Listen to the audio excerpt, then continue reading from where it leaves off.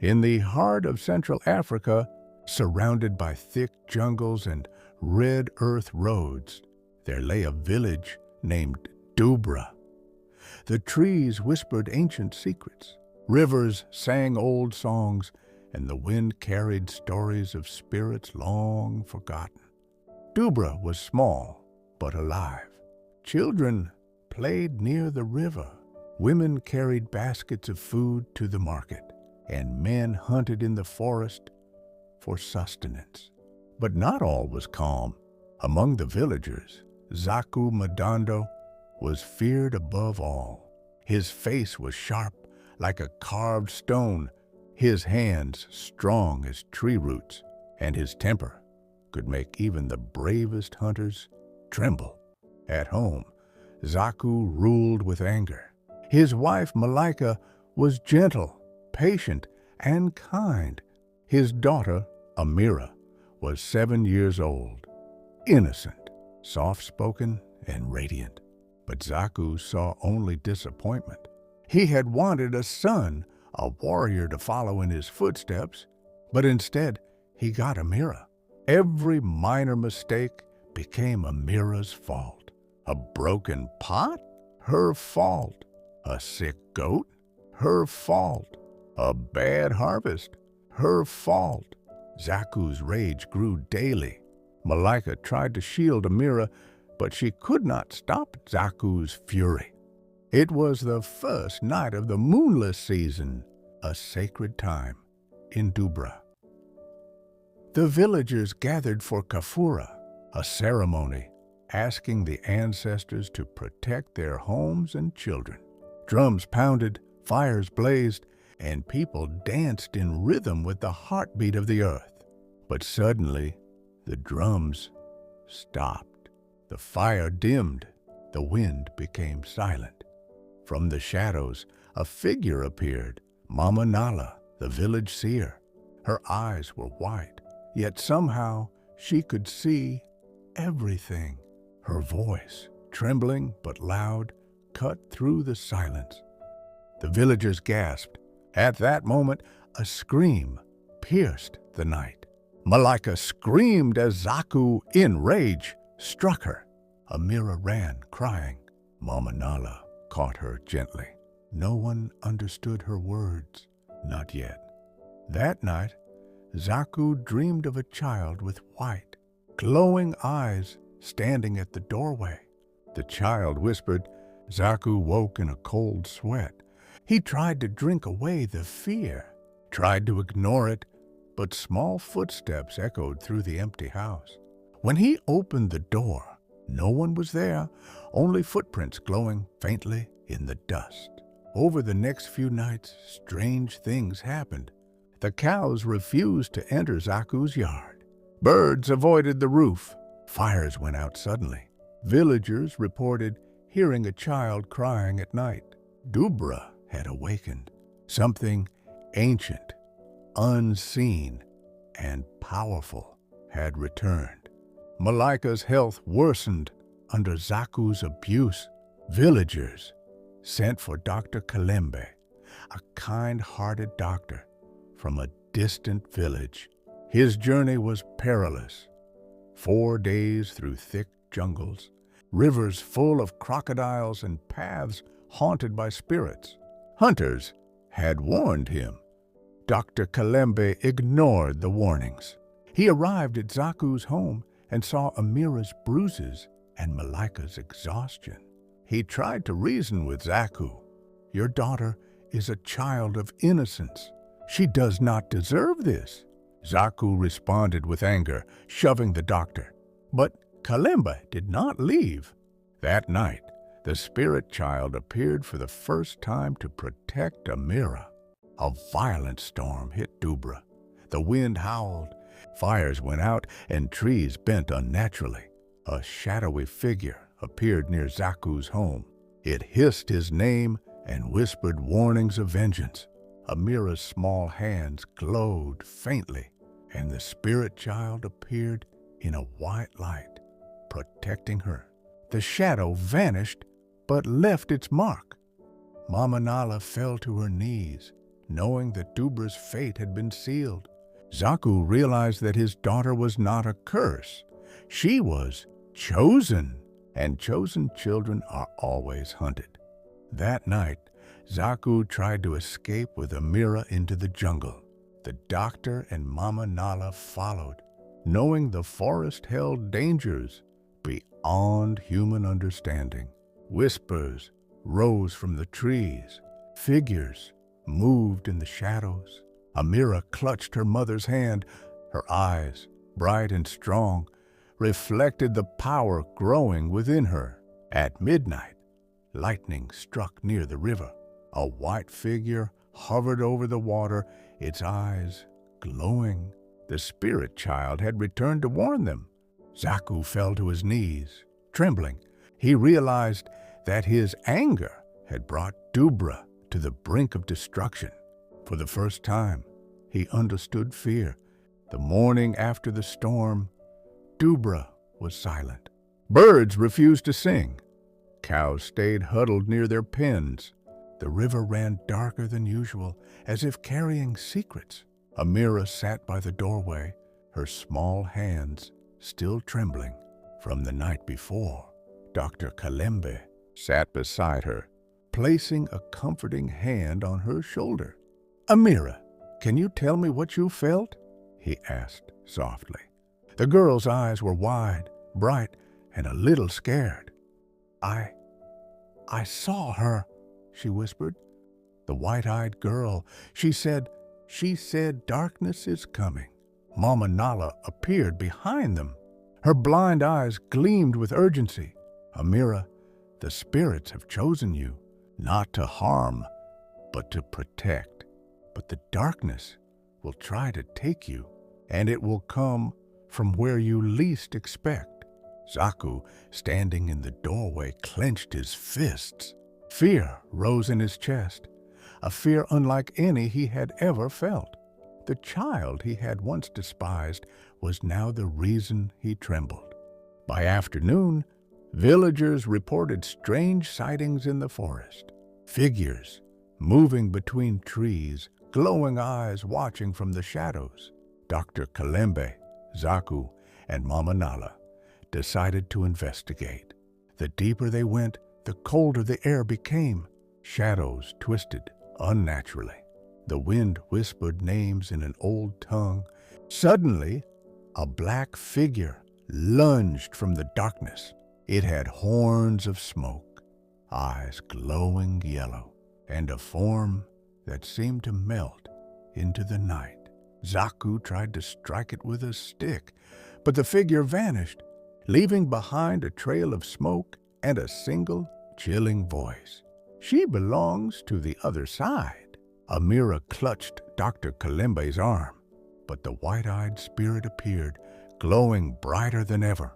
"Stand back," it whispered to Zaku and the doctor. "She is protected for now." That night, as the village slept uneasily, Amira woke. A soft glow emanated from her hands. She felt warmth and strength she had never known. The spirit child appeared beside her. "Amira, you must learn. Your gift is not a curse. It is the power to protect, to see what others cannot. But the darkness is patient. It will test your courage." Amira nodded, determined. "I'm ready," she said. The spirit child smiled faintly. "Then you are ready to face the shadows." Tomorrow, Zaku watched his daughter practice controlling her glow. Fear and pride warred within him. For the first time, he understood she was not his failure. She was his chance for redemption. He turned to Dr. Kalembe and Mama Nala. "I will protect her, no matter what." The doctor nodded. "Words are not enough. You must act. The darkness will come soon." The villagers, hearing whispers of the approaching shadow, began to prepare. Fires were lit at night to guide spirits. Protective charms were hung. Even hunters armed themselves with knowledge passed down from ancestors. On the seventh night, The sky turned a deep crimson. Wind howled as if the forest itself were alive. The shadow returned, more powerful, larger, more terrifying than before. It swept across the village, knocking down trees and sending animals fleeing. Amira stepped forward, her hands glowing brighter than the fires of the village. The white-eyed spirit appeared behind her, guiding her energy. "Focus! Protect those who cannot protect themselves," it whispered. The shadow shrieked and lunged at her. Amira raised her hands, releasing a wave of light that split the darkness. The villagers gasped. For the first time, the darkness recoiled. But it was not gone, only waiting, watching. After the attack, Mama Nala revealed a terrible truth. Amira's birth was during the night of 2 moons. That is why she can see and call the spirits. But it also means the darkness will never stop hunting her. It will try again and again until she is strong enough to face it completely. Zaku fell to his knees. "What have I done?" he whispered. "I thought I was punishing her, and instead I put her in danger." Malaika hugged her husband. "Now you can make it right," she said. The father and daughter, once strangers in fear and anger, began to unite. The villagers worked together. Protective circles were drawn around homes. Herbs and charms were hung at doors. They learned from Mama Nala about wards and shields. Amira trained under the white-eyed spirit. Each night, she grew stronger, her light brighter, her courage more unyielding. Zaku, once cruel, became her shield. The villagers, once afraid of him, began to see him as a protector. But in the shadows, the darkness waited, patient, powerful, ready for the final battle. Mama Nala called everyone to the village square. The darkness will return on the night the moon dies. Only those with courage, faith, and the purest hearts will survive. Amira, you must lead. Zaku, you must protect. Dr. Kalembe, you must guide the rest of the village. Pray and trust in what is unseen. The villagers shivered. Even the bravest hunters feared what was coming. The final reckoning is near, Mama Nala said. Dubra will either be reborn or consumed. The villagers of Dubra watched the sky as the moon began to fade. A strange darkness spread across the land. The wind carried whispers of ancient spirits, some of them hostile, others neutral, observing. Amira stood in the village square, her hands glowing, the white-eyed spirit hovering behind her. Zaku stood by her side, holding a protective staff passed down from his ancestors. Dr. Kalemba checked the wards and charms one last time.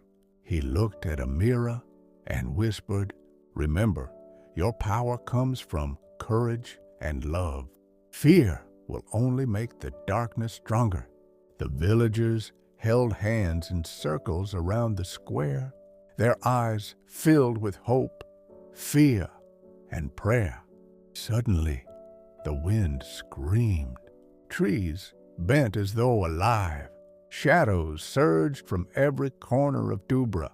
From the forest emerged the Shadow King, a towering figure of smoke, fire, and darkness, with glowing yellow eyes that pierced the soul.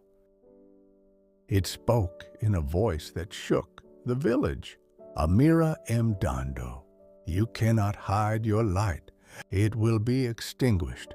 The smaller shadow forms, hundreds of them, rushed into the village, howling.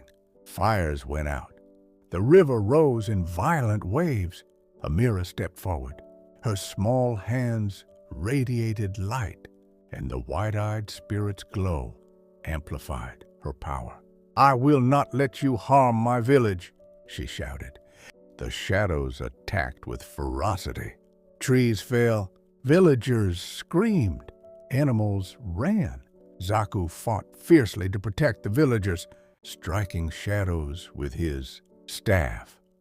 Dr. Kalembe guided villagers to safety and strengthened the wards with herbs and chants.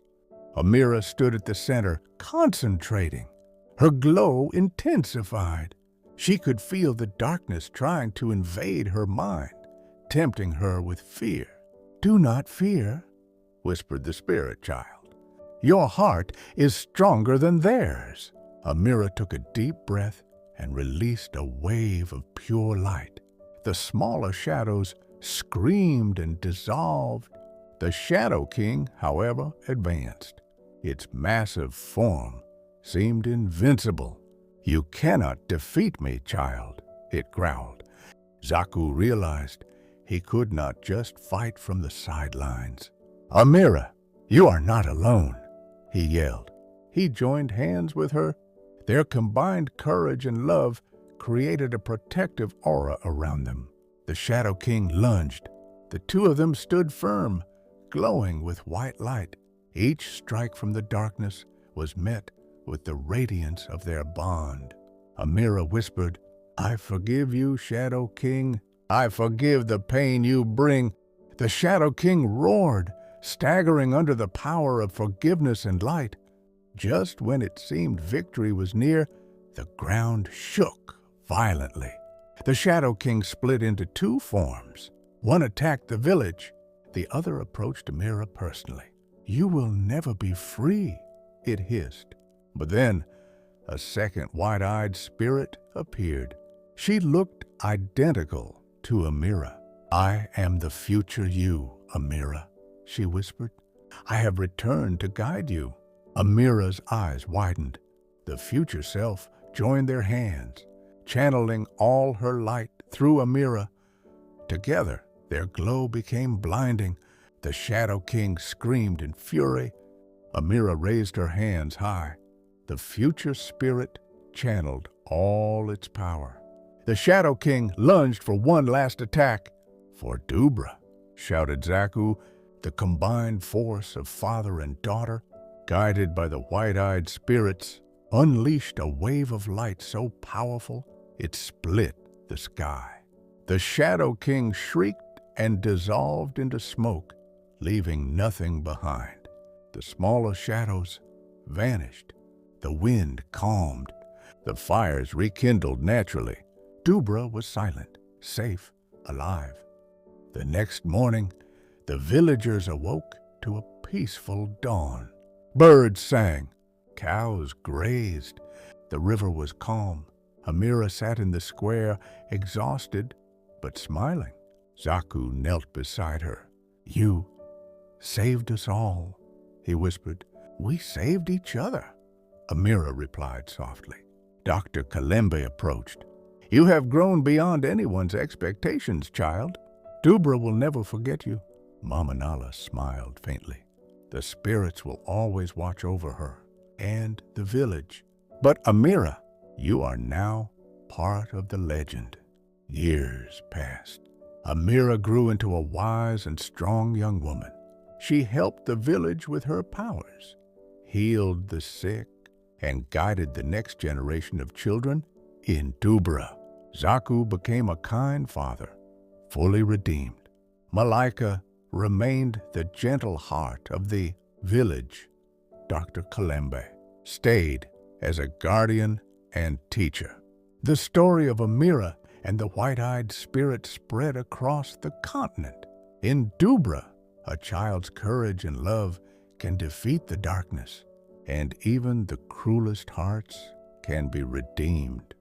On a quiet night, when the village slept, Amira walked to the river.